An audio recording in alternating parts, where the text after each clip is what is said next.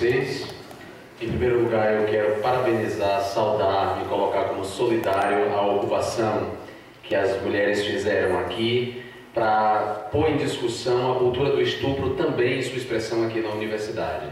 E acho lamentável que o reitor da universidade, em vez de se abrir ao diálogo e discutir isso claramente com a comunidade universitária, tem uma postura imediata de negação. Então, as ocupantes, todos que estão participando dessa ocupação, têm minha total solidariedade. Em primeiro lugar.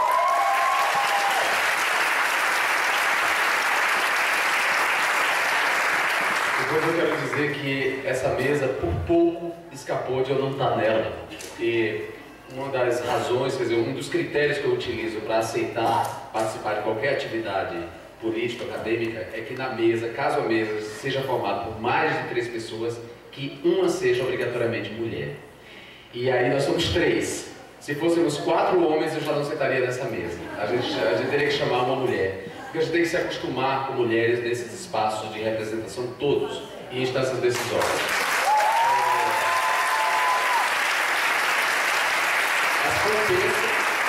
Compensa porque estamos aqui para falar das contribuições de uma grande mulher, que é a Hannah Arendt. Então, uma coisa equilibra a outra. Quero agradecer a Edson e a Adriano, para mim é uma honra estar entre 2 especialistas da Hannah Arendt, porque eu não sou especialista no pensamento dela. Eu sou um leitor diletante da Hannah Arendt, não sou formado em filosofia, sou formado em jornalismo, comunicação, mas no meu mestrado eu tive contato com o pensamento da Hannah Arendt e ela colaborou bastante para a formação do meu pensamento político, dos meus posicionamentos políticos e da minha atuação também parlamentar. Então é muito a partir desse lugar que eu vou abordar aqui as contribuições da Hannah Arendt. Lembrando que eu não sou um especialista na filosofia política dela, mas sou tão somente um admirador e alguém que compreende, pelo menos, do que eu li, do legado da Hannah Arendt, da obra, o que eu li contribuiu para essa atuação. Então faço bastante uso dela. E quero agradecer a Edson um elogio pelo dia da votação do impeachment. Aliás, eu fico muito feliz de ser uma antítese da maioria da bancada de Goiás. Me perdoem. Mas eu fico muito feliz de dizer isso.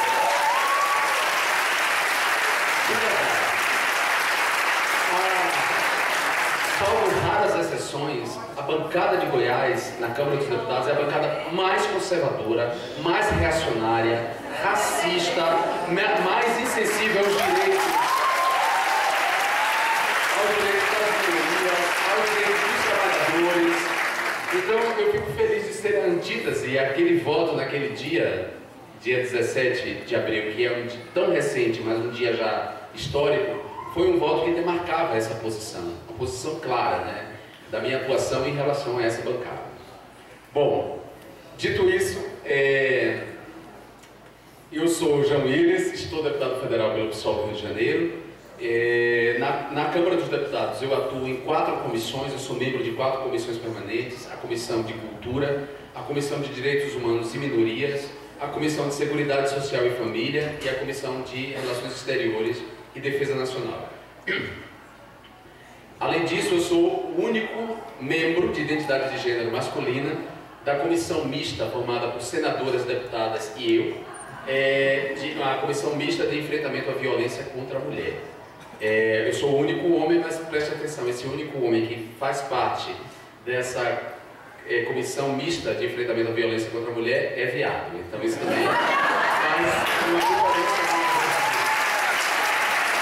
Porque nós, os viados, somos também vítimas da sociedade da dominação masculina e da sociedade heterossexista, normativa, heteronormativa, heterossexista, que tanto oprime as mulheres e tanto nega direitos às mulheres, né? Direitos políticos, mas também direitos básicos, humanos, como direitos sexuais e reprodutivos. Não por acaso nós temos aí essa ocupação e o protagonismo das feministas nesse movimento de contestação ao governo golpista de Michel Temer. A minha atuação, antes de me tornar deputado, sempre foi uma atuação em defesa e promoção dos direitos humanos, né? E pensar os direitos humanos no Brasil, qualquer pessoa que se propõe a pensar os direitos humanos no Brasil não pode ignorar o pensamento de Hannah Arendt, não pode deixar de lado as contribuições que é essa grande filósofa, e filósofa do direito, filósofa da política, todas as contribuições que ela deu, seja para a formação dos movimentos sociais, seja para a atuação parlamentar, seja para o pensamento acadêmico. Então é impossível ignorar, sendo um ativista de direitos humanos. E é claro, eu estou entendendo aqui os direitos humanos não da maneira que o senso comum entende os direitos humanos, né? Aquela maneira de quando um policial é morto numa operação, algo que não acontece com muita frequência, aí sempre alguém que é contrário ao ativismo dos direitos humanos pergunta: cadê os direitos humanos que não aparecem agora? Como se os direitos humanos fossem uma entidade que fosse passar aqui agora, Cris. Não compreende os direitos humanos como os direitos de todos e todas nós, como direitos inatos à pessoa humana, como direitos que prescindem que as constituições dos Estados-nações reconheçam como tais. E é claro, essa formulação de direito humano é uma formulação recente, uma formulação de 48, depois da Declaração Universal dos Direitos Humanos, que foi feita no rastro da experiência fatídica do nazismo, da Segunda Guerra Mundial e do nazismo. Então é uma compreensão recente de direito humano. A Hannah Arendt compreende a política, ela contrapondo o pensamento aristotélico que diz que a política nasce no homem, a Hannah Arendt vai propor que a política nasce entre os homens, porque a política só faz sentido no espaço entre, onde há sociedade, onde há relações sociais, onde há conflitos, aí a política tem um papel a cumprir. Então ela contrapõe Aristóteles ao falar no animal político, o homem, a política nasceria no homem.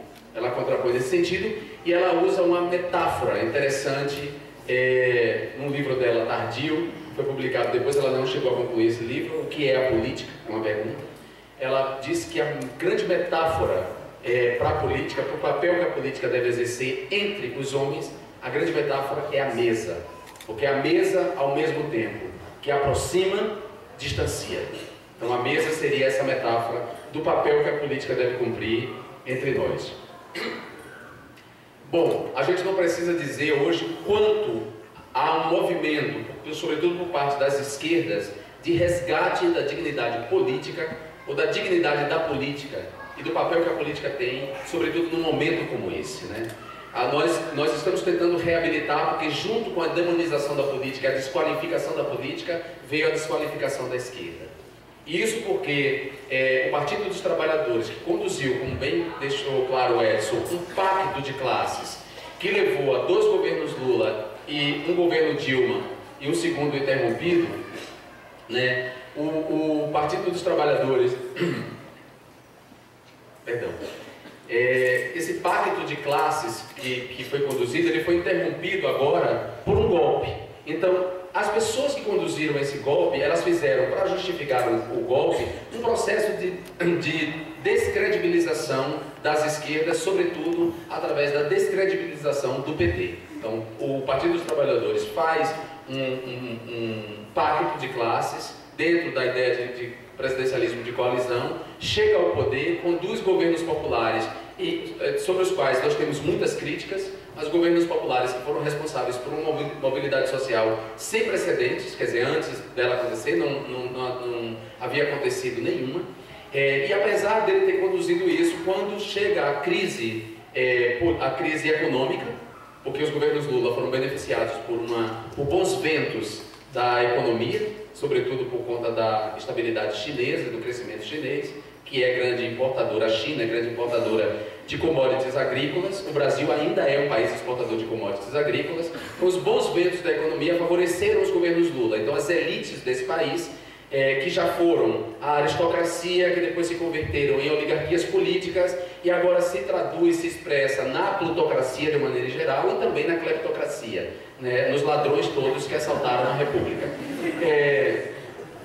Então, essas elites permitiram que os governos Lula pudessem promover uma mobilidade social através de programas sociais como o Bolsa Família, que é um programa que não é um mero programa de transferência de renda, porque tem um impacto na educação, já que exige a frequência das crianças na escola, e tem um impacto na saúde, já que exige que todas as crianças sejam vacinadas. Então, além de um programa de transferência de renda, num país profundamente injusto como o nosso, marcado por uma desigualdade social profunda, né, as políticas petistas sociais fizeram essa mobilidade e o Lula foi favorecido.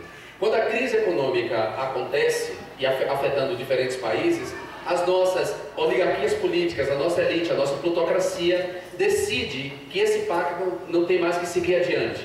Farinha pouca, meu pirão primeiro. Vamos garantir os nossos lucros, vamos garantir os nossos privilégios diante da crise econômica. Quem tem que pagar o pato da crise são os trabalhadores, são os pobres. Nós não vamos mexer nas estruturas desse Estado e não vamos, portanto, permitir que que permaneça nesse condomínio de poder um partido que, ainda que tenha se locupletado, ainda que tenha se lambuzado em posturas antiéticas e antirrepublicanas, que se lambuzou, isso é inegável, pessoas do partido se lambuzaram, ainda que tenha feito isso, esse partido tinha uma mínima preocupação com o social. Não temos mais que manter esse partido no poder, então nós vamos lá e expulsamos ele através de um golpe parlamentar, um golpe institucional, como bem descreveu o Edson. Isso tudo foi feito e acompanhado de uma narrativa produzida pelos meios de comunicação que não só estigmatizaram o Partido dos Trabalhadores como um partido corrupto, associando o PT à corrupção, mas também desqualificando a esquerda de uma maneira geral, já que o PT era o maior partido de esquerda, o partido de massa de esquerda da América Latina. Então, essa desqualificação da política tem um resultado muito óbvio. As pessoas acabam se afastando do espaço político. Elas acabam se afastando das instâncias decisórias, de debater os seus destinos, porque elas tendem a tratar a política como algo abjeto, como algo ruim, como algo praticado só por ladrões e pessoas interessadas em enriquecimento pessoal. Essa é a mentalidade da grande maioria, da média, inclusive da média universitária, por incrível que pareça. O que a gente tem que pensar, qual é o papel que as universidades, sobretudo as universidades privadas, têm cumprido na vida dos nossos estudantes.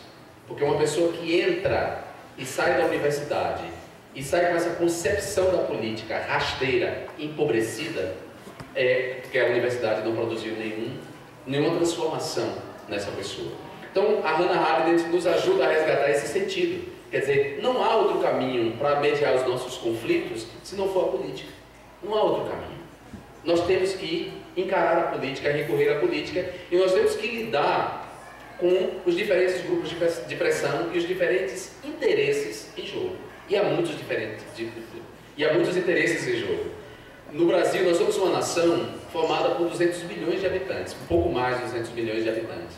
Um país com uma extensão territorial de um continente, né? O Brasil, se a gente comparar os povos da floresta, que moram no sul do Pará, com as pessoas, com as colônias no sul do país, no sul do Rio Grande do Sul, a gente vai ver que são dois países muito distintos ali, né? Se a gente comparar a Bahia com Goiânia, tem muita distinção cultural, muita distinção entre os nossos povos. Nós somos um povo muito diferente, nós temos diferentes interesses, nós temos uma desigualdade, a renda não está distribuída de maneira igualitária, não só intra-sociedade, mas dentro do próprio país. Há uma concentração muito maior da riqueza no sudeste do país. O nordeste e o norte foram empobrecidos durante muito tempo, explorados por oligarquias políticas locais, pouco modernas, pouco progressistas, enfim.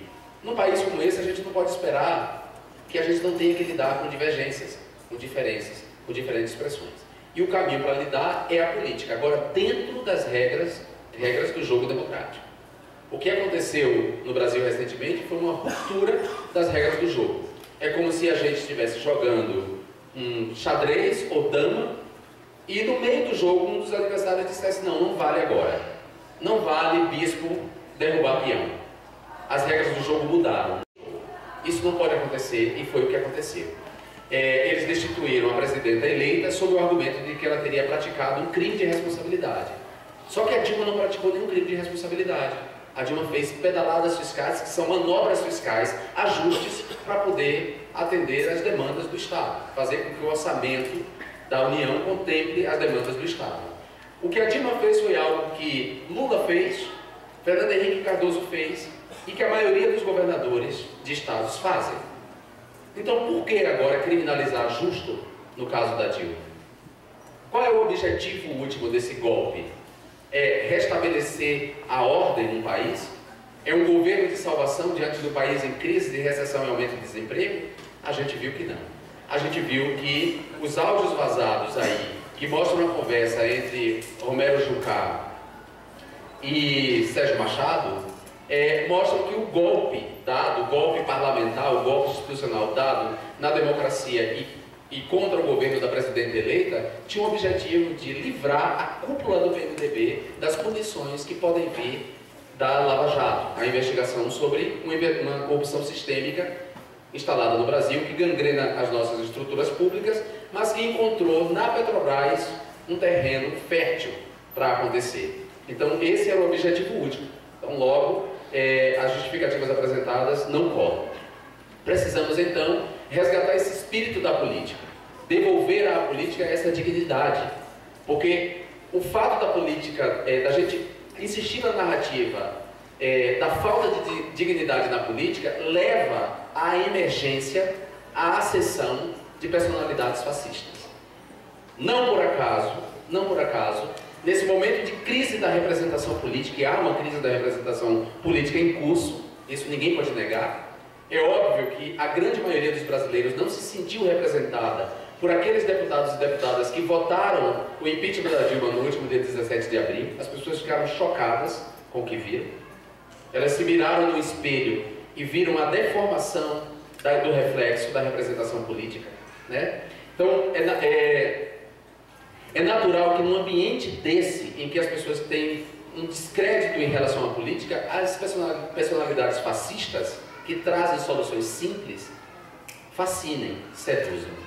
Então, não por acaso, a gente vê o deputado fascista da Câmara dos Deputados está com 8% das intenções de voto e 21% entre os mais ricos. Então, percebam quanto a desqualificação política pode nos levar. Não por acaso, Hitler emerge como uma liderança na Alemanha dos anos 30, justamente porque a Alemanha enfrentava um período de crise econômica, de recessão, de desemprego, e o discurso tosco daquele homem, sobre o qual poucas pessoas prestaram atenção no primeiro momento, aquele discurso tosco seduziu um país inteiro. E ele usou como estratégia para ascender ao poder a facilidade do discurso binário que tende a culpar uma categoria por todos os males que a gente vive. Então precisamos resgatar a política. E aí eu entro num outro texto da Hannah Arendt, em que ela reflete sobre essa propensão dos indivíduos e, portanto, das sociedades, porque os coletivos são constituídos de indivíduos, essa propensão dos indivíduos ao fascismo. Esse texto é Eichmann em Jerusalém, um relato sobre a banalidade do mal, e é fruto de um convite que a Hannah Arendt recebeu da New York, da revista, para acompanhar o julgamento de Eichmann no tribunal de Nuremberg. Então, ela foi escolhida, ela foi convidada para acompanhar e escrever o texto. E a Hannah Arendt surpreendeu, sobretudo a comunidade judaica, e ela é judia, pertence à judia étnica, ela surpreendeu a comunidade judaica ao apresentar um texto em que ela não chamava o Eichmann de monstro. Ela não apresenta à comunidade judaica o monstro que eles esperavam que ela apresentasse. O que ela vai dizer é que o Eichmann é um homem comum, como a maioria dos homens.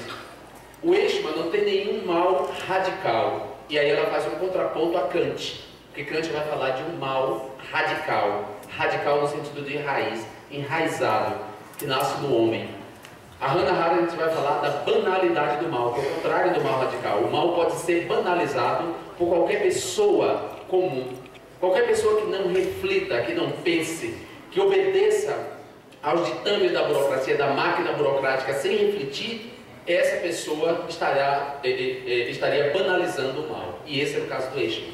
Era um homem que adorava os filhos, a esposa, um homem que se sentia correto, que participava de uma engrenagem de morte programadas, de extermínio de uma comunidade inteira, mas que não refletia sobre o seu papel nessa engrenagem, apenas cumpria.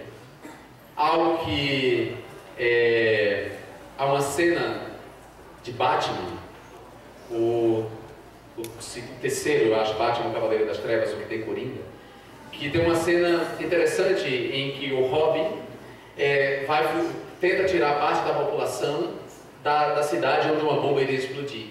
E ele encontra um soldado no caminho e o soldado diz: você não pode passar aqui. E ele diz: ora, mas eu estou tirando as pessoas porque uma bomba vai explodir. Não, eu estou cumprindo ordens. Você não pode passar aqui. Então é a pessoa que cumpre ordens sem refletir sobre os efeitos dessa ordem, as consequências dessa ordem. É a pessoa que não reflete. Aí a Hannah vai falar na ausência de vida com pensamento. Ela não usa a palavra burrice, mas o que ela quer falar é da burrice. Eu estou falando sério. Nem Évola nem Teodoro Adorno utilizam a palavra burrice. Mas a reflexão de ambos apontam para essa ausência mesmo da capacidade de pensar, de leitura crítica do mundo, de ler criticamente o mundo, né, de refletir sobre as suas ações e as consequências das suas ações. Então, nesse sentido, muitos dos homens de bem estariam propensos a banalizar o mal. E a gente tem visto uma série de banalizações do mal.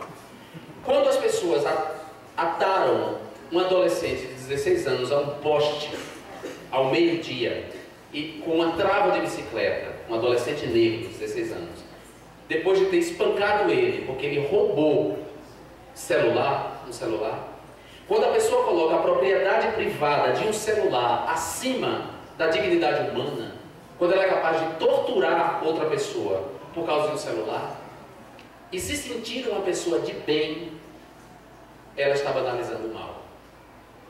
Quando as pessoas são capazes de culpar um adolescente de 16 anos que foi vítima de um estupro coletivo praticado por 30 homens, minimizar isso para dizer que ela é a culpada porque ela não deveria estar no baile funk, as pessoas estão banalizando o mal. A gente está vivendo um momento de banalização do mal. E a banalização do mal acontece quando a reflexão desaparece. E esse governo ilegítimo é um governo que não tem compromisso com a reflexão, não tem compromisso com o aprofundamento, não tem compromisso com a educação nem com a cultura. Não por acaso, a primeira providência foi extinguir o Ministério da Cultura, e o ministro da Educação, a primeira providência foi receber um grupelho fascista que opera nas redes sociais com difamação e calúnia, que é o Revoltados Online, e aquela figura dantesca que é o Alexandre Frota.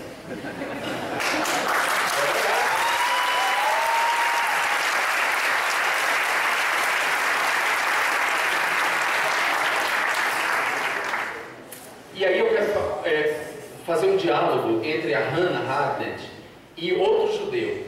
Eles dois nunca dialogaram formalmente, mas é óbvio que ficou claro que, sobretudo a Hannah, leu muito do pensamento dele, de Freud. E tanto no Mal-Estar na Civilização, quanto em Moisés e o Monoteísmo, Freud fala dessa propensão individual a algo nas subjetividades humanas que levam a cada um de nós, em potencial, a aderir a personalidades fascistas. Então Freud vai dizer que as democracias são exceções, não são regras na história da humanidade. As regras são as autocracias, as teocracias, as ditaduras, né, os autoritarismos. E ele vai se interrogar por quê? Por que as democracias são exceções? E por que temos que velar pela democracia? Por que estamos tanto brigando contra esse governo legítimo e queremos que a ordem democrática seja restituída? Freud vai dizer que as nossas subjetividades são constituídas de um desamparo primordial. Nós vivemos uma angústia de ter que lidar com as nossas escolhas e as consequências das nossas escolhas. Então, fazer uma escolha implica você ser consequente dessa escolha. Se essa escolha te levou a algo ruim, você tem que assumir isso como uma consequência esperada das suas próprias escolhas. Freud vai dizer que isso gera uma angústia muito grande e a gente não sabe lidar com essa angústia.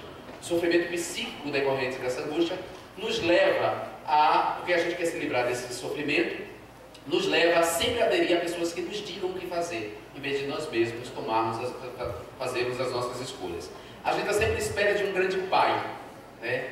Freud vai pegar essa figura do grande pai. Não por acaso as religiões monoteístas triunfaram no mundo. As religiões do livro, as religiões abraâmicas triunfaram, viraram religiões mundiais, o islamismo, o cristianismo e o judaísmo, porque ambas professam a ideia de um Deus todo-poderoso, um Deus Pai todo-poderoso, que é responsável pelo que há de bom no mundo e que está pronto a nos perdoar pelos nossos erros. E é óbvio que esse Deus todo-poderoso tem que ter uma antítese, um diabo responsável pelos nossos pecados.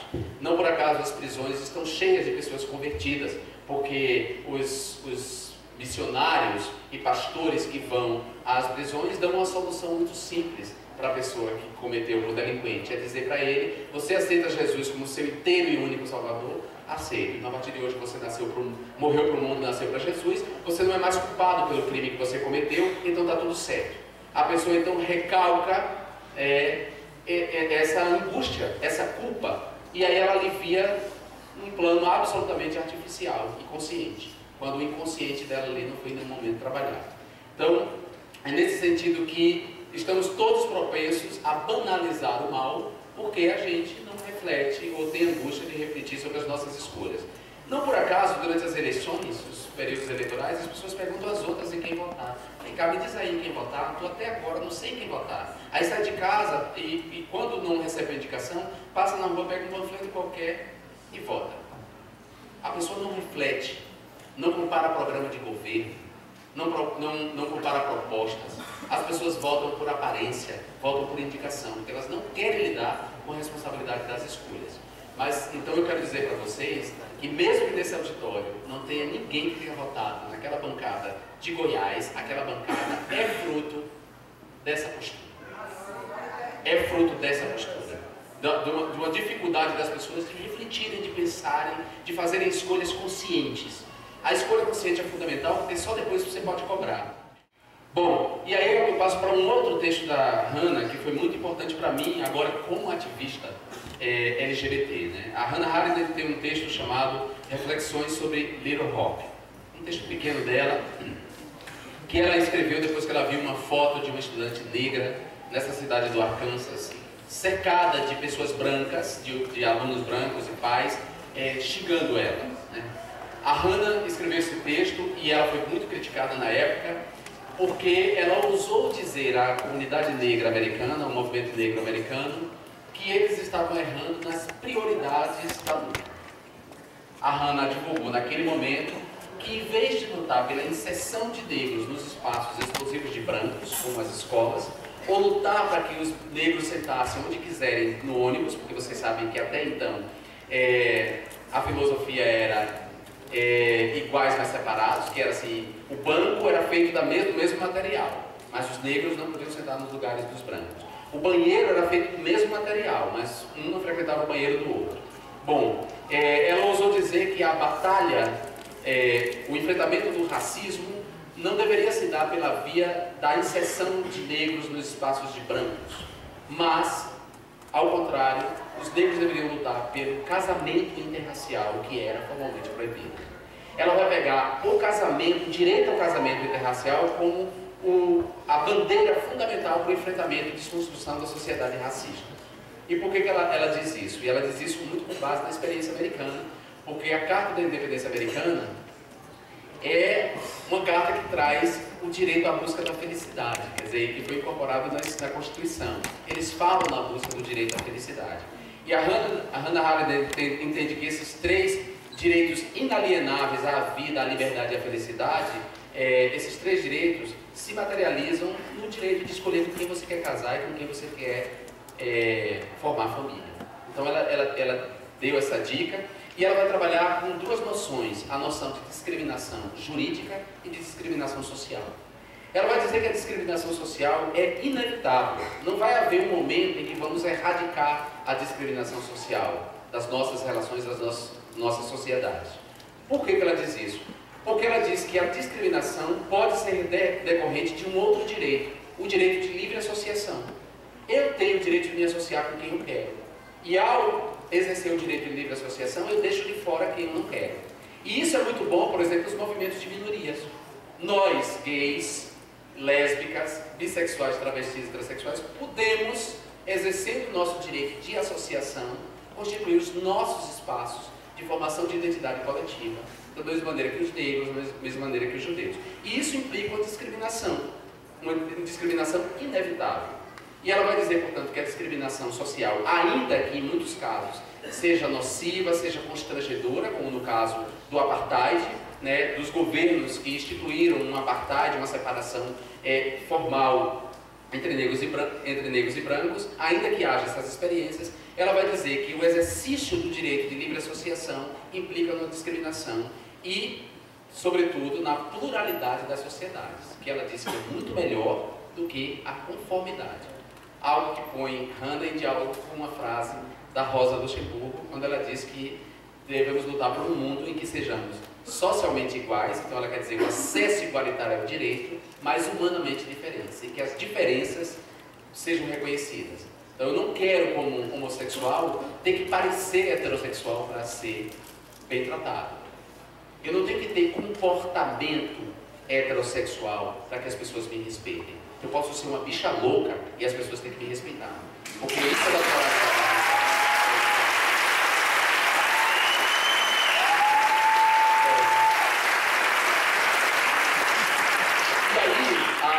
Ela vai dizer que a discriminação que tem que ser enfrentada de verdade é a discriminação jurídica. Porque ela diz que quando o corpo jurídico, né, quer dizer, o sistema jurídico discrimina uma categoria, isso acaba ensejando e se refletindo nas discriminações sociais negativas. Então, o que é que implica a discriminação jurídica? Uma delas é, por exemplo, negar o direito aos negros de casar com brancos. Né, de casar com brancos, de escolher. Quando o direito proíbe formalmente você escolher o seu parceiro, ele está cometendo uma discriminação jurídica. E esse texto da Hannah Arendt foi muito importante para que eu mudasse a chave do meu ativismo LGBT. Até ler esse texto, eu achava que a criminalização da homofobia era a grande bandeira que a gente deveria tocar. E aí eu fui me convencendo aos poucos que não. Primeiro porque eu me engajei no movimento do direito penal mínimo. Eu sou pelo direito penal mínimo. Eu luto pela legalização do aborto ou da interrupção segura da gravidez indesejada. Eu não acho que as mulheres devem ser presas de aborto.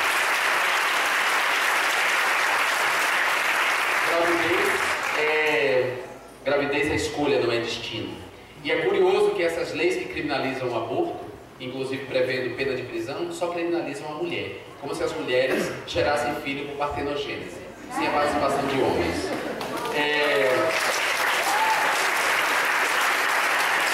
Eu sou pela legalização das casas de prostituição e pela regulamentação da prostituição. Eu sou pela legalização e regulamentação do comércio e do consumo de maconha. Então,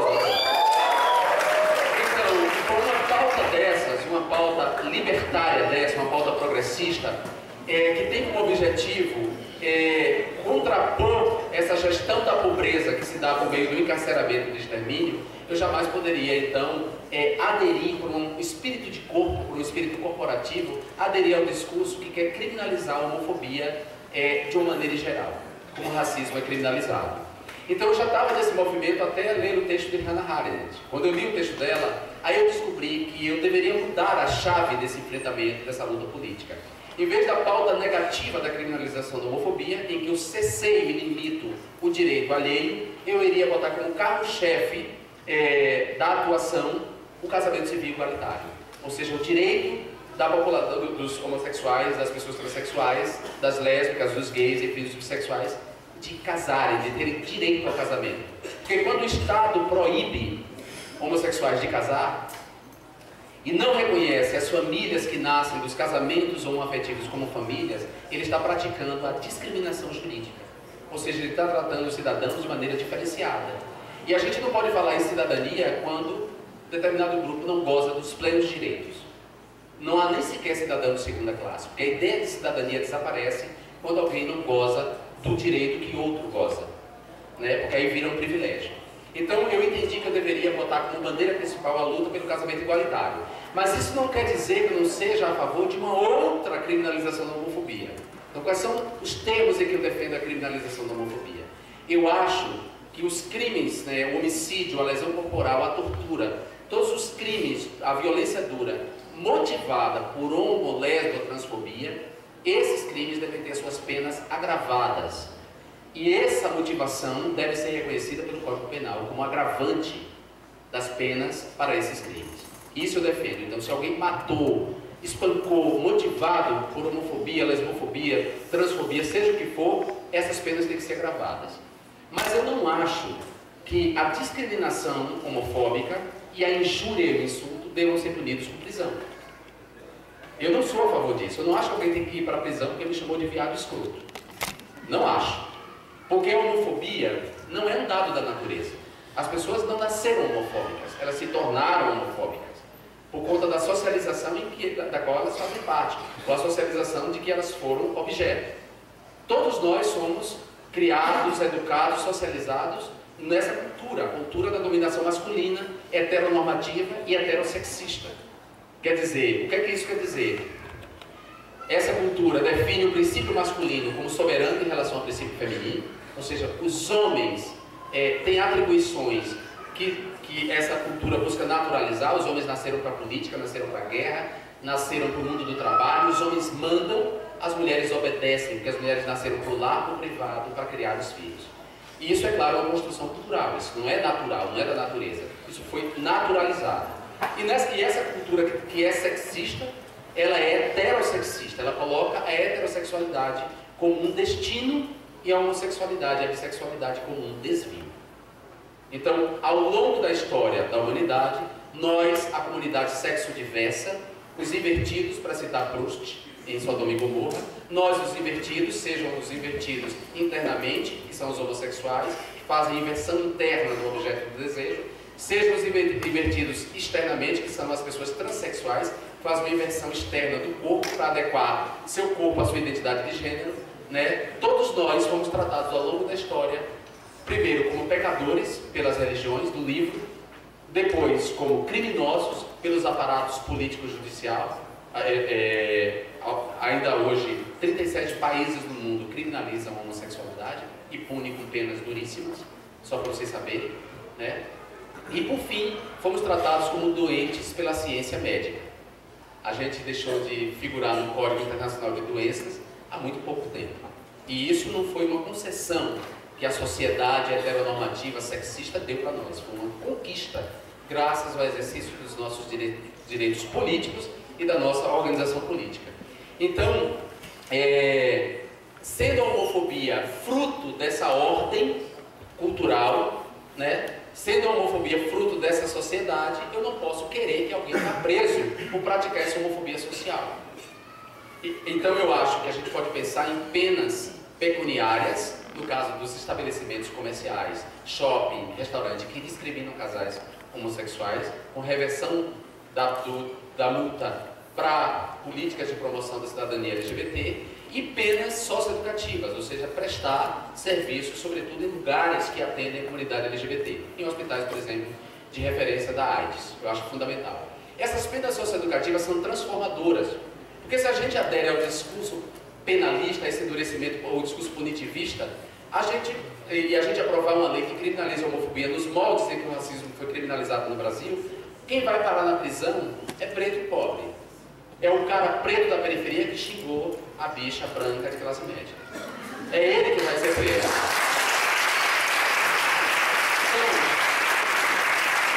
Então, a Hannah Arendt entendeu a regra e o compasso para fazer essa mudança e tocar a campanha pelo casamento civil igualitário, que saiu vitoriosa do ponto de vista jurídico, né? A Suprema Corte do Brasil, ou o Supremo Tribunal Federal, reconheceu a união estável e, na sequência, Joaquim Barbosa, como presidente do Conselho Nacional de Justiça, do CNJ, estendeu, disse que uma vez que a união estável homoafetiva foi reconhecida, era obrigatório que a lei convertesse as uniões em casamento. Então, o judiciário garantiu o direito ao casamento civil, não o legislativo. O legislativo permanece impávido. O Código Civil nem alterou a Constituição. Então, ela foi fundamental para essa mudança, para essa atuação e para essa compreensão de que é preciso distinguir entre a discriminação social e a discriminação jurídica, mesmo considerando que há discriminações sociais profundamente negativas, né, e com efeitos bastante nocivos, e que há uma discriminação social inevitável que vem do direito de livre associação. Então, eu, com Hannah Arendt, faço do meu mandato, da minha atuação política, um mandato, uma atuação em favor desses três direitos inalienáveis da dignidade da pessoa humana: o direito à vida, o direito à liberdade, o direito à felicidade. Muito obrigado.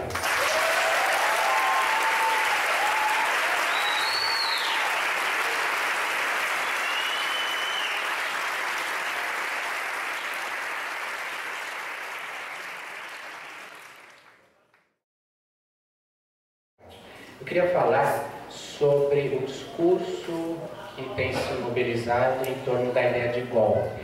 A gente tem, na história do Brasil, uma clara referência ao golpe de 1964, e muitos falam em golpe hoje, fazendo uma referência direto àquilo que foi 1964. Contudo, a cena nos causa algum espanto nessa reflexão de aproximação. Nós não temos tanques de guerra nas ruas, não temos 20 mil pessoas presas. A tortura que se faz no Brasil é aquela que se faz desde sempre, continua sendo feita. Então, não se inaugurou a tortura contra o opositor político, necessariamente. Então, como é que a gente pode falar de que golpe é esse? Qual é o golpe que nós estamos vivendo no país? Obviamente, de cara a gente parte da ideia de que tem um golpe contra o governo legitimamente eleito, mas cabe a gente pensar um pouco mais sobre essas aproximações e distanciamentos de 64. Veja, 64 foi um golpe nesse estilo que eu já descrevi inicialmente, e diante de um país e de um mundo que vivia a Guerra Fria. Dois blocos claramente identificados, e que isso se registrava no país também, com um conflito muito evidente entre esquerda e direita. Isso ia para a forma de ação do governo João Goulart. E o golpe ocorreu justamente desta forma violenta, claramente violenta, militarizada, em que se rasga a Constituição, que não é o caso de 2016. Me parece que a caracterização do golpe de 64 foi: vamos frear este processo revolucionário de transformação social no país. E naquele contexto de dois blocos havia uma aproximação das mudanças institucionais e estruturais em direção a uma proposta socialista, ainda que com todas as diferenças internas a esse percurso. Bom, aí veio a ditadura, como eu disse, no mês de abril de 64, 20 mil pessoas foram presas no Brasil, é algo realmente muito impactante. Todo o processo de repressão, cassação, fechamento de congressos, parlamentares cassados, lideranças sindicais, veio o AI-5 em 68, o endurecimento, a luta armada como forma de resistência, e a partir da segunda metade da década de 70, a ditadura inicia algo que ela chamou de abertura lenta, gradual e segura. A ideia ali, não só dos militares, porque a gente tinha uma ditadura civil, militar, os empresários participando ativamente desse processo, era fazer uma transição para a democracia de modo controlado. Não podia ser aquela transição em que ocorre uma ruptura, uma derrota daqueles que estão no governo, e isso provoque uma substituição muito contundente do processo que vinha ocorrendo. A ideia da abertura lenta, gradual e segura era criar as possibilidades de ocorrência de uma continuidade entre ditadura e democracia. Uma das ideias centrais mobilizadas naquele processo foi a ideia do consenso. A ideia do consenso um pouco tinha por base a teoria dos dois demônios, uma teoria muito conhecida sobre esses processos de ditadura e democracia, mas durante as ditaduras, no Brasil, Argentina, Chile, Guatemala e por aí afora, dizia-se que nesses países havia dois extremos radicalizados. No caso brasileiro, os porões da ditadura, o pessoal da tortura, do ICOD, DOPS, etc., e, do outro lado, a luta armada, os comunistas, subversivos, terroristas. A oposição entre esses dois demônios, esses dois setores radicalizados, mobilizado no discurso da transição, favoreceu uma série de pactos em torno da criação de uma democracia do consenso. Essa democracia do consenso, muito brevemente, tem como fundamento principal a política da coalizão. Em torno da ideia de que é preciso promover uma governabilidade, porque o fantasma, o espectro de um retorno à ditadura convive com o nosso cotidiano, isso faz parte desse discurso, faz com que as forças políticas deste pacto sempre, quando estão diante de algum risco ao processo de estabilização deste novo regime político, ou de algum processo de transformação radical da situação atual, tendam a abrir mão dos seus princípios em favor da tal governabilidade. Do ponto de vista de uma análise da filosofia, o que eu estou mobilizando aqui são duas ideias principais. A primeira, uma política do silêncio. Esse consenso, ele não é aquele consenso produtivo que nós podemos ter aqui em torno de questões que nos são comuns. Por exemplo, a ideia gritada aqui no começo de um feminismo, de um combate a uma cultura do estupro no nosso país. Quer dizer, isso é um consenso que nós podemos criar em comum e que adiciona, acrescenta mais pessoas, faz o reconhecimento daqueles que não têm visibilidade ou daquelas situações que não têm visibilidade.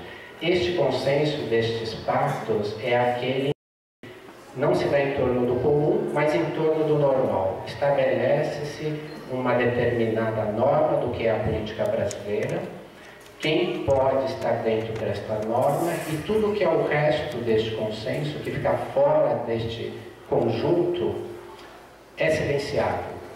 Notadamente, o que foi silenciado na democracia brasileira são os movimentos sociais. E nós temos N exemplos, mas eu poderia citar de cara no surgimento da nossa democracia a campanha de milhões de pessoas nas ruas pelas eleições diretas em 83 e 84 e a solução originária da nossa democracia foi partir de um colégio eleitoral de menos de 500 pessoas, eleitas ainda sob legislação do governo militar, para eleger o primeiro presidente civil.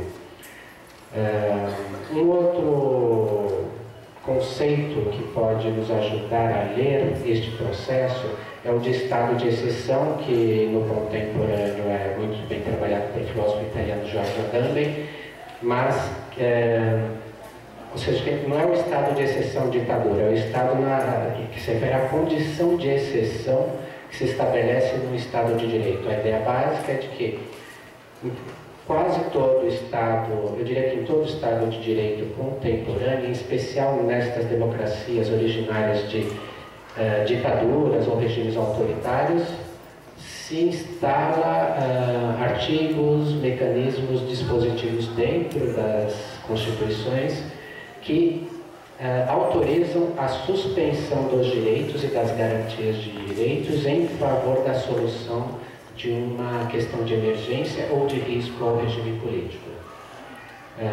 Eu citaria aqui como exemplo também originário, para ficar, pelo menos neste começo de conversa, no período da transição, a Lei de Anistia de 1979.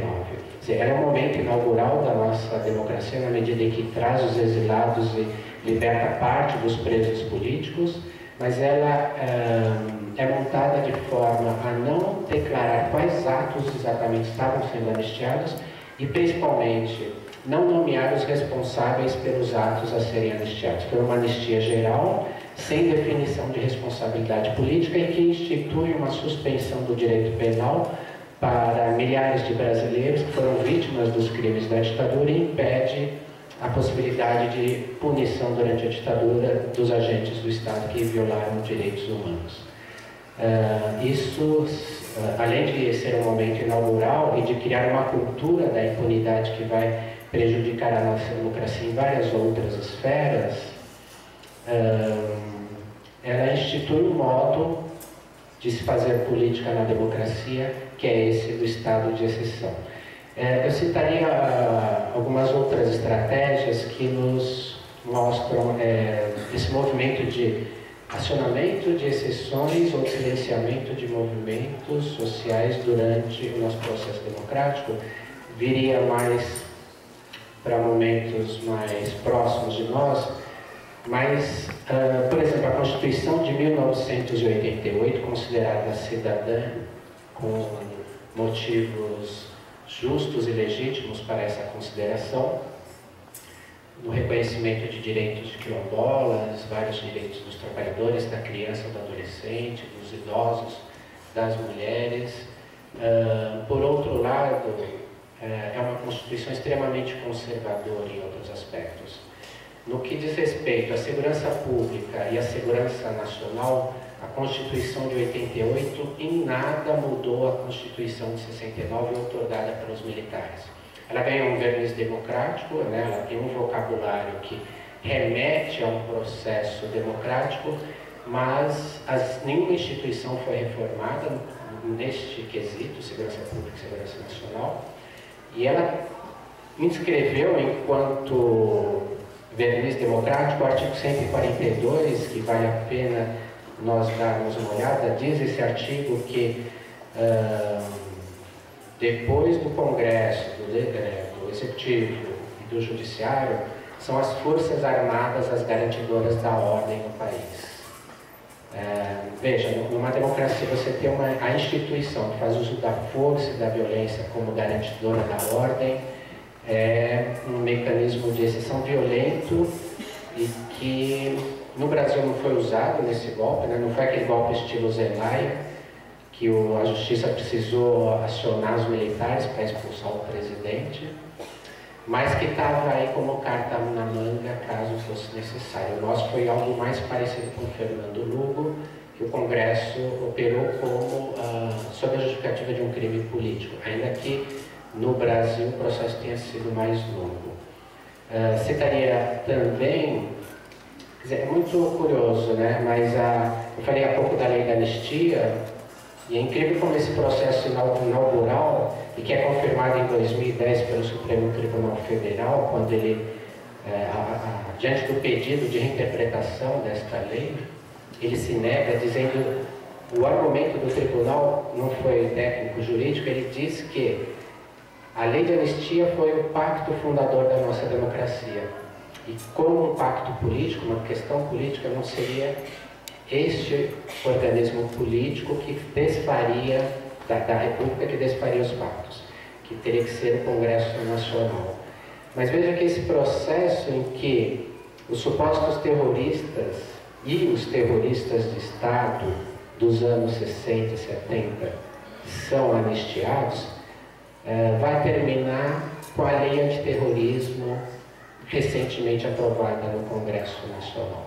Quer dizer, aquilo que se referia a uma ação política de resistência à ditadura, que sofre o benefício e o malefício da lei de 79, é retomado hoje pelo Estado de Direito via uma lei antiterrorismo que tem claramente conotações de bloqueio da possibilidade de uma ação política de maior ruptura.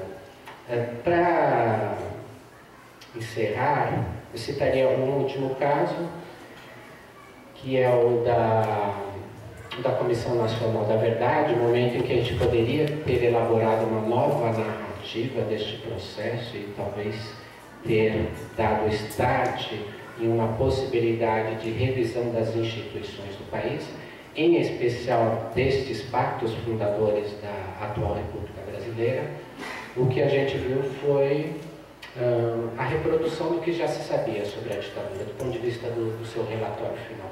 Nada de novo foi trazido. Nenhum corpo de desaparecido político foi localizado. Nenhum processo contra os criminosos da ditadura foi aberto. É muito curioso que o dia da entrega do relatório final, sem entrar no mérito individual de cada um daqueles que estavam ali presentes, mas foi anunciado à época pela presidente Dilma, dezembro de 2014, em que ela se emocionou ao lembrar do momento em que ela esteve presa, mas ela, ao mesmo tempo, termina o discurso falando claramente que ela não iria desfazer os pactos fundadores desta democracia. Ou seja, ela estava se referindo à impossibilidade dela, diante da governabilidade e da política de coalizão do governo dela, de alterar a lei da anistia e seus passos consequentes, ou seja, rever o modo como esses pactos fundam e mantêm o modo de se fazer política. Eu acho que, para concluir, que 2013 marcou uma crise desses pactos. Porque até então os movimentos sociais estavam dentro de uma lógica de luta que não reivindicavam claramente uma reforma ou uma outra institucionalização no país.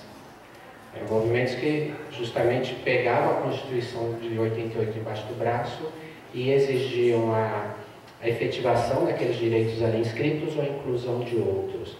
Junho de 2013 apresenta no Brasil uma revolta popular, que não é capitaneada em princípio pela esquerda, eu diria até que mal entendida pela esquerda, e que por isso mesmo, quando a direita percebe a potência daquilo ali, vai em direção à sua captura. Então veja, os pactos não estavam, a coalizão, a ideia de consenso não funcionava mais na política brasileira. Junho de 2013 parece que mostrou isso. E, portanto, os pactos, tal como estavam apresentados, não davam conta mais de segurar essa revolta popular. Me parece que aí há uma semelhança com 64. Se 64 foi a contra-revolução no país e no movimento contra-revolucionário na América Latina, o que chamamos de golpe hoje parece se caracterizar como uma espécie de contra-revolta popular. Uma antecipação de um passo de colocar barreiras, e isso é governo de direita, muito claramente, de forma a conter a possibilidade de transformações mais radicais. Veja, estou fazendo aqui uma explanação muito breve e tentando dar enfoque para esse processo histórico de construção da nossa democracia. Falo isso só para dizer que essa breve análise não esgota a complexidade da nossa crise política atual. É só uma possibilidade de abertura para diálogo.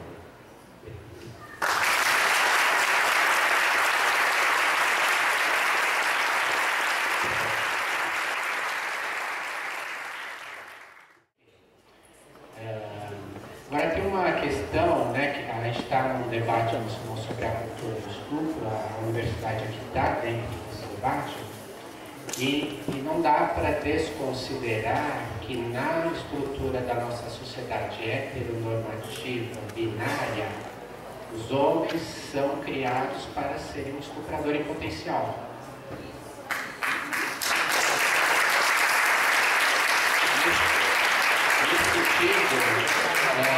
Não dá para desconsiderar que a ação política do feminismo tenha que marcar esta binaridade e muitas vezes de forma a colocar, olha, aqui quem vai falar é sua mulher. Não me venha você, homem, falar o que é o feminismo, como o feminismo deve agir, porque os homens já têm espaço muito além do suficiente para impor uma opinião política. Estou falando nem impor hábitos, normas, regras e leis, né?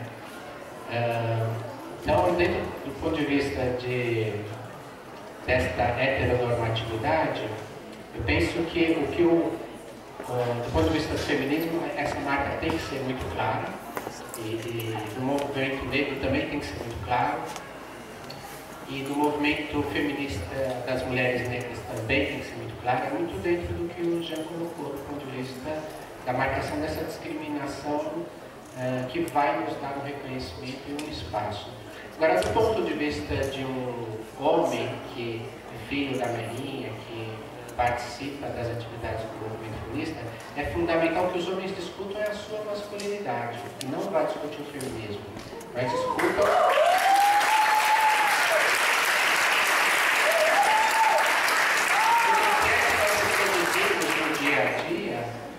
que alimenta isto que agride e violenta as mulheres. Eu, por exemplo, estou passando por uma experiência de paternidade e acho que se um homem está querendo dar alguma contribuição para uma sociedade menos machista ou não machista, em grande medida passa pela paternidade. Daí é um momento em que o homem reafirma ainda que de posse de um discurso feminista, reafirma o lugar de dominação. Não, porque ela tem no peito, porque a relação até não sei que idade é com ela, na hora de trocar fralda, ela ficar mais calma. Nada disso é natural. Estudar a criação cultural, histórica e social. Então, se, do ponto de vista dos movimentos feministas, tem que marcar assim, e o que a gente tem que fazer enquanto homens é rediscutir essa masculinidade para lá de bárbara e incivilizada.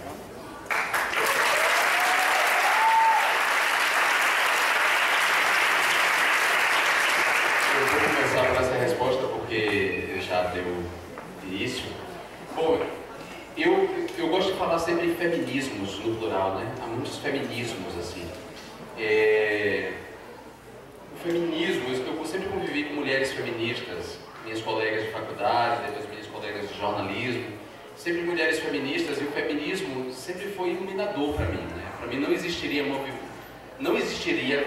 LGBT, eu posso dizer categoricamente, afirmar isso, não é só para mim, não existiria movimento LGBT sem o movimento feminista, sem os questionamentos levantados pelo feminismo à ordem da dominação masculina e inclusive à língua como instituição produtora dessa separação, dessa desigualdade, como produtora dessa desigualdade. Então, eu sou muito grato às feministas, nunca me considerei um homem feminista, sempre defendi o protagonismo das pessoas, dos grupos, eu sempre achei melhor que as pessoas dos grupos difamados, para usar a expressão da Hannah Arendt, falassem por si mesmos, claro, eu defendo esse protagonismo, mas ao mesmo tempo eu reconheço, também pensando no pensamento da Hannah Arendt, que nós não podemos nos dar o luxo de não contar com aliados fora dos nossos grupos. Então, o que seria do feminismo? O que seria do movimento LGBT sem o feminismo? Né?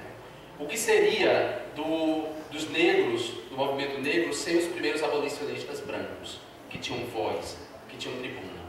Né? Sem pensar nesses homens brancos que também sofreram e depois cederam o espaço. Então, do ponto de vista estratégico, vocês podem até achar que eu sou muito pragmático, mas eu acho que há momentos estratégicos em que, não tendo voz, não tendo espaço, a gente tem que delegar uma representação, ainda que não seja de pessoas que sofrem na pele, que têm a experiência dolorosa do estigma.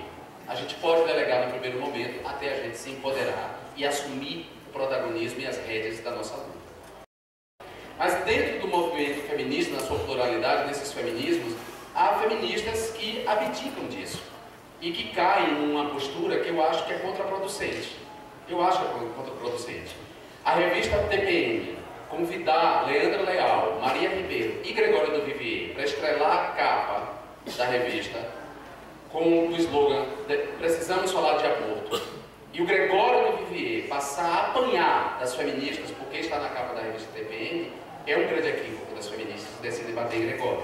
Porque Gregório é um homem aliado do movimento feminista. A cultura do estupro envolve sobretudo os homens. A legalização do aborto é uma discussão que não é só de mulher, afinal de contas as mulheres não geram filhos por partenogênese. Então por que escolher bater no Gregório do Vivier e bater no Gregório do Vivier com uma sanha e com um prazer que não batem, por exemplo, em Jair Bolsonaro? Então, muitas vezes, isso não é só uma exclusividade do movimento feminista. O movimento trans, como um movimento que eu respeito bastante e que tem assumido um protagonismo na comunidade LGBT, às vezes cai também nesse erro, nesse equívoco, de achar que o que os gays, homens gays, fizeram até aqui, não valeu a pena. Não valeu a pena, não foi significativo. Claro que foi significativo, a gente não pode desprezar. A gente não pode agora achar que todo homem gay é um transfóbico em potencial, ou é transfóbico. E considerar que toda mulher lésbica feminista é transfóbica a priori. Há feministas que não reconhecem as mulheres trans, é verdade, tem sim, equivocadas na minha opinião, profundamente equivocadas. Mas isso não quer dizer que todas as mulheres feministas não reconheçam as mulheres trans como tais, como mulheres. Então eu acho que às vezes o feminismo, ou certos feminismos, perdem a chance de empreender uma luta transformadora com aliados que ela descarta a priori por causa dessa disputa e dessa acusação de que estão roubando o meu protagonismo e você é homem, os homens, como elas costumam usar, os homens, ou a acusação simplista de esquerdomacho. Eu vi isso, por exemplo. Eu, viado, de carteirinha, fui chamado de esquerdomacho. Isso porque eu decidi vocalizar um projeto de lei que não foi concebido por mim. Foi concebido por outras mulheres. Por mulheres profissionais do sexo, proletárias e da classe média, organizadas desde 1987. Esse projeto não é meu, essa luta não é minha. É uma sacanagem, inclusive, com Gabriela Leite, que é protagonista dessa luta. Mas certos setores do feminismo decidiram me chamar de esquerdomacho por apresentar esse projeto de lei, sob a acusação de que eu estou legalizando a capetinagem. E eu disse para elas, numa reunião com feministas na UFRJ, num discurso, eu falei, ué, vocês que falam tanto em protagonismo, vocês que falam tanto em direitos políticos, estão querendo caçar os direitos políticos das profissionais do sexo de se organizarem politicamente e apresentarem suas reivindicações? Quem são vocês, criadas a ovo maltine, alunas universitárias, educadas pelos manuais do marxismo e do socialismo, para falar em nome de proletárias da prostituição? Vocês não acham que vocês estão roubando também o protagonismo dela e tirando o papel de representação que elas podem ter de si mesmas? E aí vocês têm que se perguntar por que essas mulheres escolheram um homem, ainda que viado, para apresentar esse projeto de lei. E sabe por que elas apresentaram através de um mandato de um homem? Porque nenhuma mulher da bancada feminina quis apresentar o projeto. E não é porque as mulheres da bancada feminina são feministas e acham que a prostituição é um subproduto do capitalismo e da comercialização dos corpos. Não é isso. Elas não aceitaram porque elas não querem se queimar eleitoralmente com o estigma que as prostitutas carregam. E aí eu disse isso. Elas não se sentiram, não encontraram representantes no gênero delas. Elas encontraram em mim. Quem sou eu para fechar a porta para esse segmento? Então, nesse sentido, eu acho que às vezes certos feminismos perdem a chance da gente empreender um questionamento profundo da ordem da dominação masculina, considerando todos os empoderamentos femininos, considerando que toda mulher deve ser livre, inclusive para ser puta, elas perdem a chance nesse tipo de acusação improdutiva.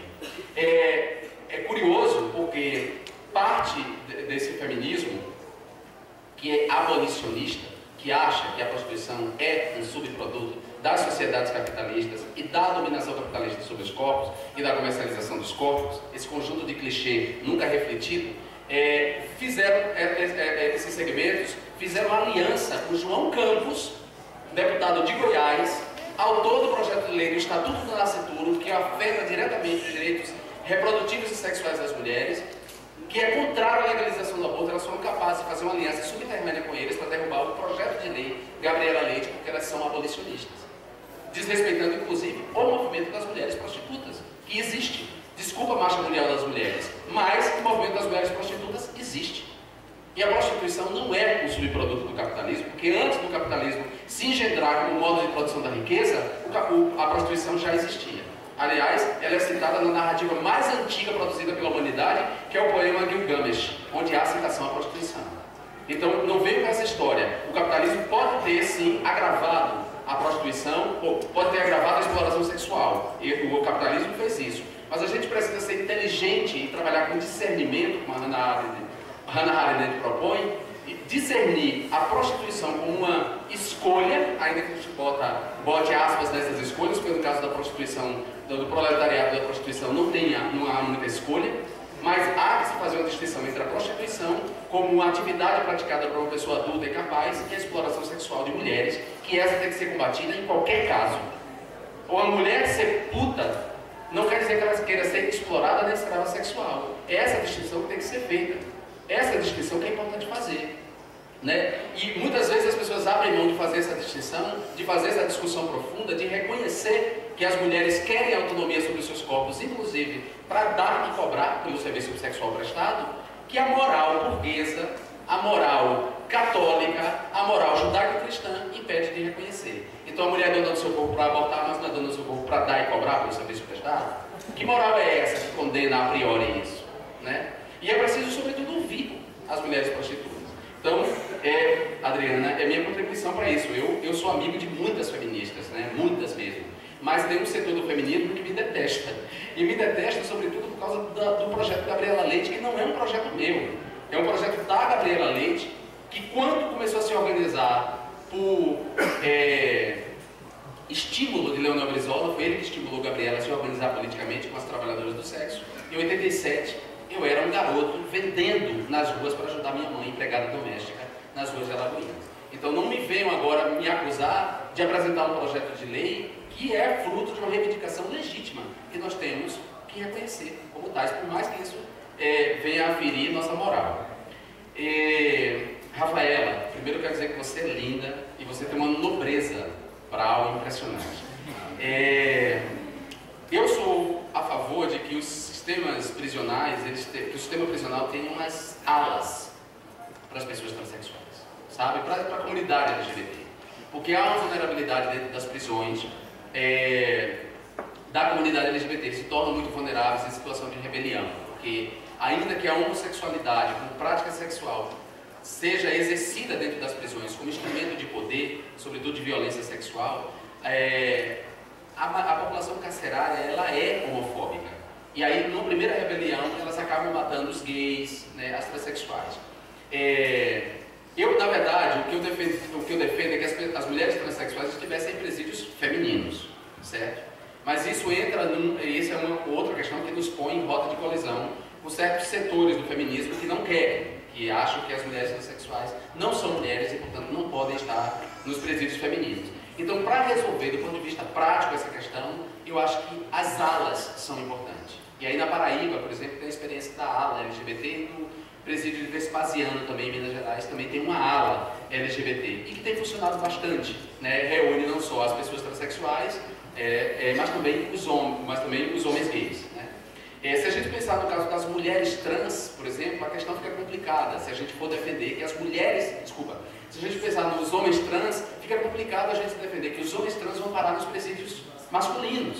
É inadmissível um homem trans ir parar, porque no dia que eles descobrirem que aquele homem trans tem uma vagina, ele vai ser vítima de violência sexual.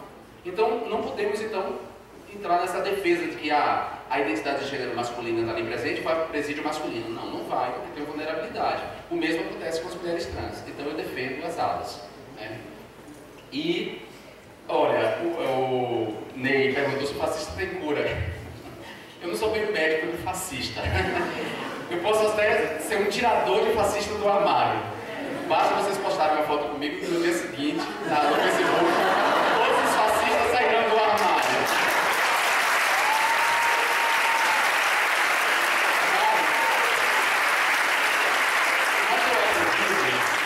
E a gente pode dialogar, insistir no diálogo, é fundamental. A Márcia usou uma metáfora muito interessante, a Márcia Tiburi. Eu escrevi o prefácio do livro dela, Como Conversar com um Fascista. Foi uma honra para mim, um livro de um sucesso, não só do Brasil e em outros países, já foi traduzido para muitos países.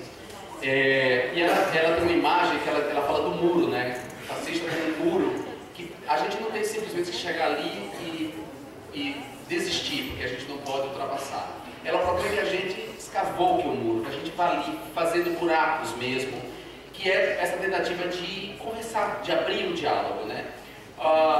O Pierre Lévy, um filósofo francês que reflete sobre as novas tecnologias da comunicação e da informação, fez um livro com a esposa dele, que é artista plástica, chamado Fogo Liberador, que é um livro lindo dele, que eu recomendo que vocês leiam. E ele fala que o mal é uma estrutura de pensamento, né? Em algum momento, as estruturas de pensamento nossa podem nos levar a banalizar o mal, a praticar o mal. Então a gente não pode considerar que essa pessoa está perdida, que o fascista não tem cura. Há que se mudar essas estruturas do pensamento.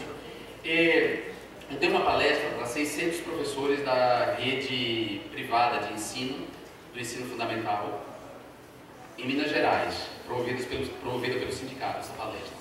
E aí eu fiz a minha palestra e quando abriu para as perguntas, uma professora que tinha aparelho nos dentes e o cabelo vermelho, ela levantou e falou assim: olha, eu acho muito bonito o que você disse, mas eu quero dizer para você que primeiro eu acho que com a crise da saúde nesse país, com tantas pessoas morrendo nos hospitais, gastar dinheiro público com cirurgia de transgenitalização e com processo de transexualização é um absurdo.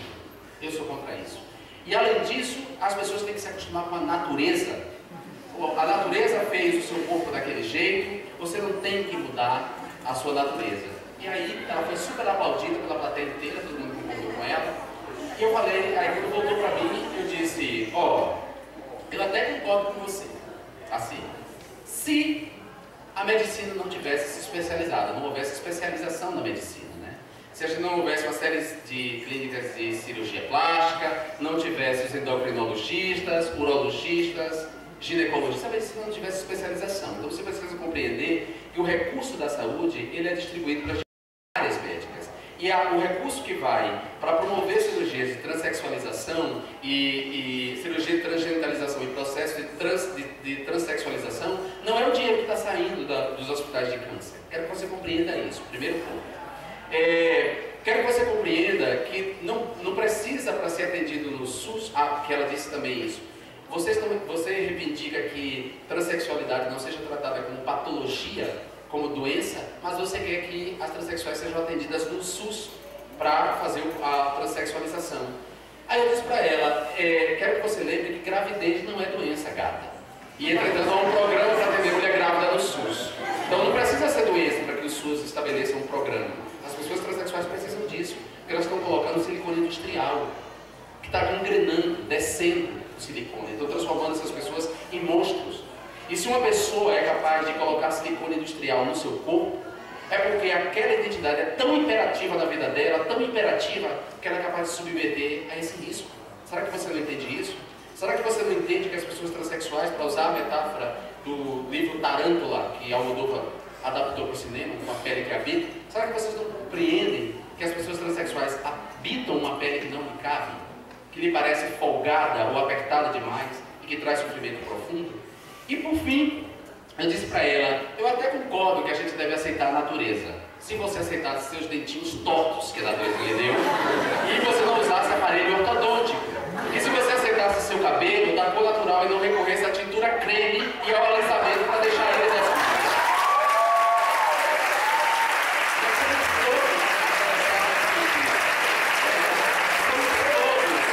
Travestis e transexuais, numa certa medida, porque somos atravessados de cultura o tempo inteiro. Nada embaixo desse sol, se tratando de seres humanos, é da ordem da natureza. As sociedades naturais são a sociedade das abelhas e das formigas. Nós somos seres culturais, nos transformamos no tempo e no espaço. E, portanto, se queremos ficar bonitos, malhar, tomar anabolizante, se a gente quer fazer tatuagem, alisar cabelo, para ficar próximo daquilo que a gente imaginou para nós mesmos, a gente não pode negar às pessoas transexuais todo o trabalho que elas têm para se aproximar daquilo que elas querem ser. É isso. É isso.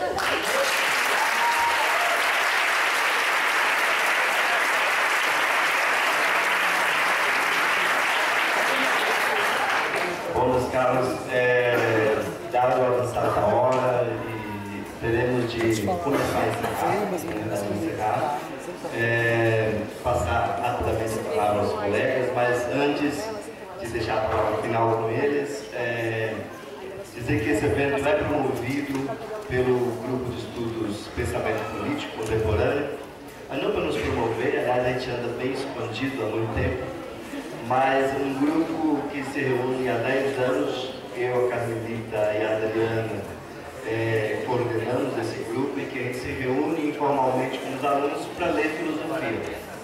É a primeira vez que a gente faz um evento sobre a obra de arte, embora eu, a Carmelita, principalmente trabalhamos com arte, Adriana com Nietzsche. E esse evento que reúne várias experiências de outros eventos, os colegas das jornadas arte, do 10º encontro Chapa na arte e também do nosso encontro aqui mesmo, que a gente faz anualmente.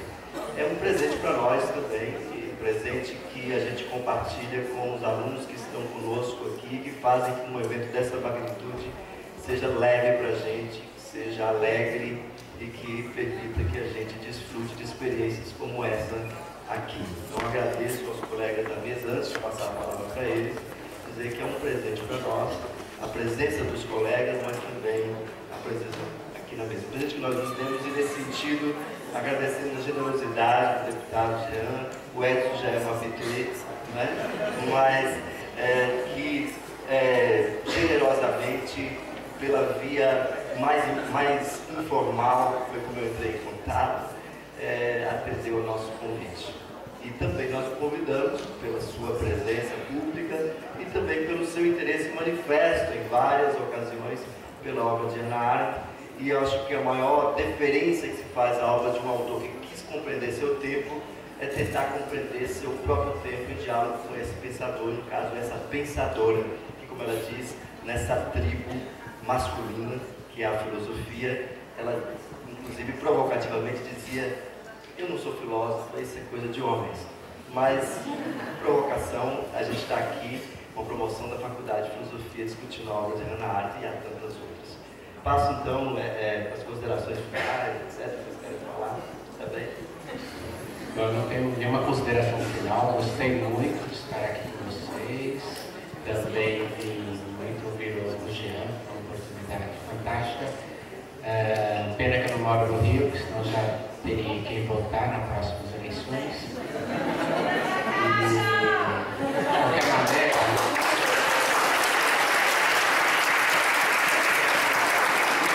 eu queria, de qualquer maneira, parabenizar o Adriano, o grupo de política contemporânea, a iniciativa de todos os organizadores, porque nesse momento nós sofremos um ataque grave à universidade pública, não só, mas um ataque grave à universidade pública. Nós estamos com cortes nas verbas e com um corte de concepção do que seja uma universidade pública e da possibilidade de dar a oportunidade das pessoas entrarem numa universidade, e numa universidade de qualidade. Um dos primeiros cortes que nós já sofremos foi no Plano Nacional de Assistência Estudantil, sem o qual certamente haverá uma gentrificação das universidades públicas, especialmente essas criadas na recente expansão.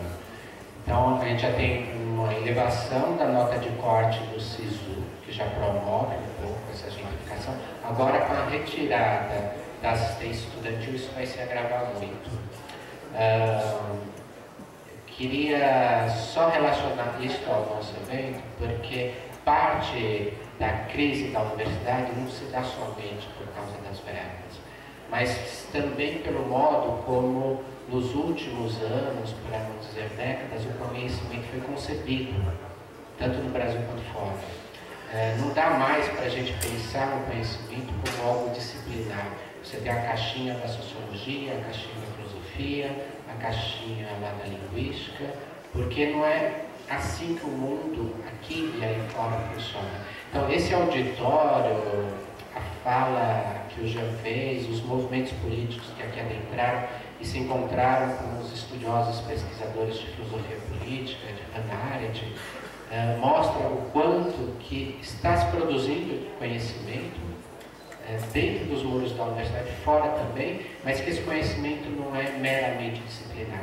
Então é preciso que a gente não só lute contra essa linha política, essa barbaridade que vem aí com o governo Temer, que já está acontecendo, mas que a gente aproveite isso para rever o modo como nós estruturamos e organizamos a produção de conhecimento nas nossas universidades. Então, parabéns, obrigado, Jean.